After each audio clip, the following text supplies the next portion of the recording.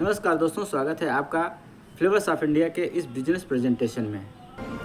यह एक आधुनिक और पारंपरिक भारतीय रेस्टोरेंट का कंसेप्ट है जो पूरे भारत के असली स्वाद को एक ही छत के नीचे लाने का सपना देखता है। हमारा टैगलाइन है इंडिया ऑन योर प्लेट, यानी आपके प्लेट में पूरे भारत का स्वाद। रेस्टोरेंट का विजन और मिशन क्या होना चाहिए, आगे देखते हैं। हमारा विजन है भारत का सबसे भरोसेमंद और पसंदीदा भारतीय रेस्टोरेंट बनाना, जहां स्वाद, स्वच्छता और आतिथ्य तीनों का मेल हो। हमारा मिशन है ताज़ा, स्वादिष्ट और घर जैसा भोजन किफ़ायती दाम पर हर ग्राहक को पहुंचाना।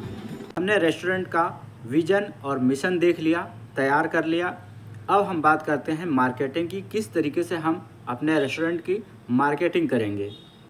भारत का रेस्टोरेंट इंडस्ट्री हर साल लगभग 8 से 10% की दर से बढ़ रहा है।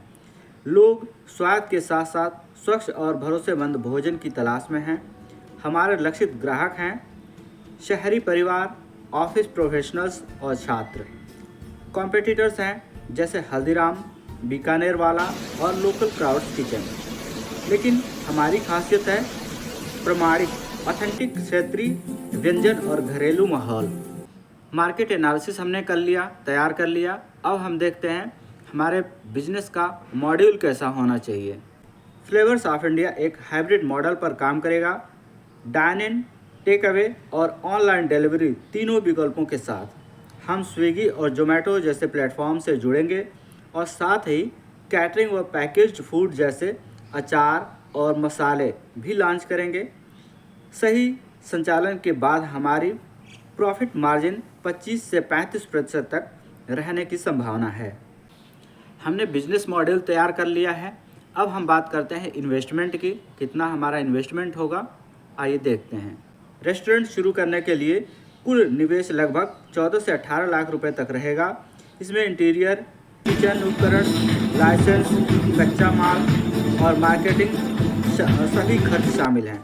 सही प्रबंधन के साथ 1.5 साल मतलब 1.5 साल में निवेश की रिकवरी संभव है।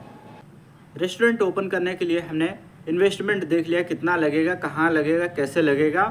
अब हम बात करते हैं लीगल प्रोसीजर की कि हमारे रेस्टोरेंट को ओपन करने के बाद या ओपन करने से पहले क्या क्या लीगल प्रोसीजर फॉलो करने पड़ेंगे, वो देखते हैं। रेस्टोरेंट संचालन के लिए सबसे ज़रूरी है licence, FSSAI licence, GST registration, fire और हेल्थ क्लियरेंस और लोकल ट्रेड लाइसेंस। ये सब हमारी विश्वसनीयता और सेफ्टी स्टैंडर्ड्स को मजबूत बनाते हैं। हमने लीगल प्रोसीजर को फॉलो कर लिया, लाइसेंस बनवा लिए। अब हम अपने स्टाफ के बारे में सोचते हैं कि कितने स्टाफ हम रखेंगे अपने रेस्टोरेंट के लिए। हमारी टीम में होंगे 1 head chef, 2 assistant chef, 4 western, 1 manager और 2 क्लीनिंग स्टाफ। डिलीवरी स्विगी और जोमेटो के माध्यम से की जाएगी ताकि हर ग्राहक तक स्वाद पहुंच सके। हमने स्टाफ प्लानिंग कर ली। अब हम बात करते हैं मार्केटिंग की। हमने रेस्टोरेंट ओपन कर लिया है, मार्केटिंग नहीं करेंगे तो हमारे रेस्टोरेंट की पहुंच लोगों तक नहीं हो पाएगी, तो ज़रूरी है मार्केटिंग करना। कैसे करेंगे, आइए देखते हैं। हमारी मार्केटिंग की शुरुआत लॉन्च से पहले होगी। Social media campaign, food blogger testing और टीजर वीडियो से। लॉन्च के बाद डिस्काउंट ऑफर दिया जाएगा। लॉयल्टी कार्ड और इन्फ्लुएंसर प्रमोशन के जरिए ग्राहकों को जोड़ा जाएगा। साथ ही हम अपनी वेबसाइट और गूगल बिजनेस प्रोफाइल पर सक्रिय रहेंगे।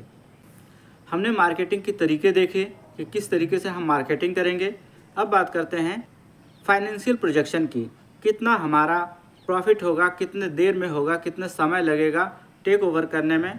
इन सब चीज़ों के बारे में हम बात करेंगे।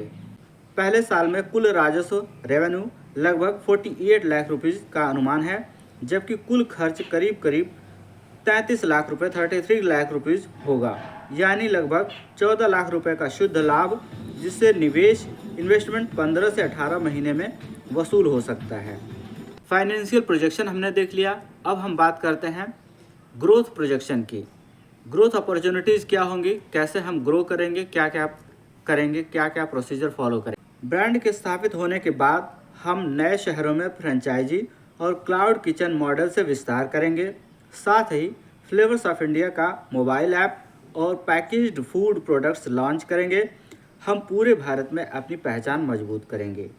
ग्रोथ अपॉर्चुनिटीज़ के बारे में हमने देख लिया। अब हम बात करते हैं स्वॉट एनालिसिस की। हमारी ताकत है असली भारतीय स्वाद और डाइन इन डिलीवरी दोनों का संयोजन। कमजोरी है शुरुआती निवेश लागत थोड़ी ज़्यादा है। अवसर हैं तेज़ी से बढ़ता ऑनलाइन फूड इंडस्ट्री, और ख़तरा भी है लोकल कॉम्पिटिटर्स से। लेकिन सही रणनीति से हम आसानी से इन चुनौतियों को पार कर सकते हैं। शॉर्ट एनालिसिस के बाद कंक्लूजन पे चलते हैं। अंत में फ्लेवर्स ऑफ इंडिया एक लाभदायक और टिकाऊ बिजनेस मॉडल है जो स्वाद, स्वच्छता और ग्राहक अनुभव तीनों को केंद्र में रखता है। यह सिर्फ एक रेस्टोरेंट नहीं बल्कि भारतीय स्वाद और संस्कृति का जश्न है। धन्यवाद, और चलिए साथ मिलकर कहते हैं flavours of India, her plate में भारत का स्वाद। तो दोस्तों, वीडियो अच्छी लगी हो तो लाइक, शेयर और सब्सक्राइब जरूर कर लें। इस मॉडल की, इस रेस्टोरेंट मॉडल की हम PDF आपको अपने टेलीग्राम चैनल पर दे देंगे, वहाँ से आप डाउनलोड कर सकते हैं। धन्यवाद।